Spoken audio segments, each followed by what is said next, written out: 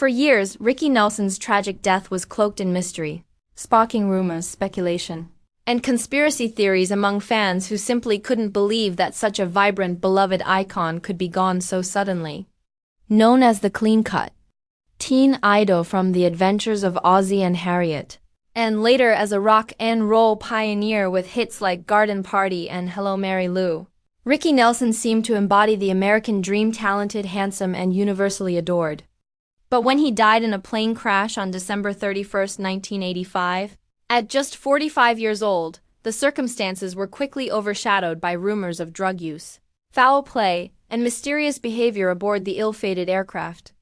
Now, nearly 4 decades later, a closer look at the facts finally sheds light on what really happened, and the truth is as sobering as it is heartbreaking.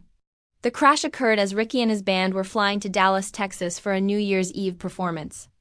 The plane, a 1944 Douglas DC-3, had been retrofitted into a luxury tour aircraft, but according to official records, it was plagued with maintenance issues.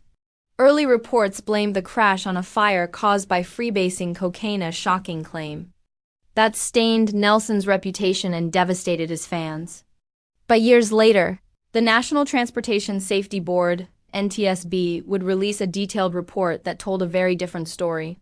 According to their findings, the fire that brought down the plane was the result of faulty cabin heater wiring, not drug use. In fact, toxicology reports showed no evidence of drug or alcohol impairment in Nelson's system.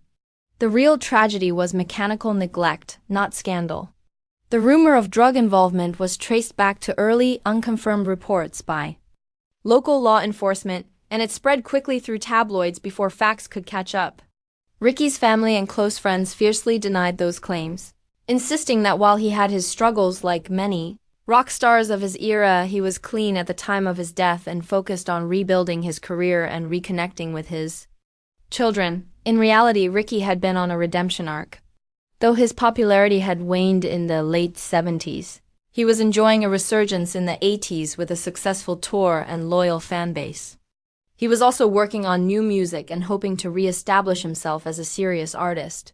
His death, then, didn't just rob the world of a gifted musician, it cut short a personal comeback that had just begun. Adding to the sorrow is the fact that the aircraft had a history of electrical problems. The plane's heating system, already flagged for issues, had not been properly repaired. Survivors of the crash, the pilot and co-pilot, testified that they had experienced smoke and heat in the cabin shortly before the plane went down.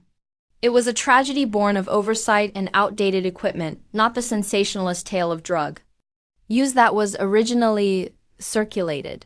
Today, with the truth finally clarified, fans can remember Ricky Nelson for who he really was: a pioneering artist, a loving father, and a man taken far too soon not by scandal, but by a preventable tragedy.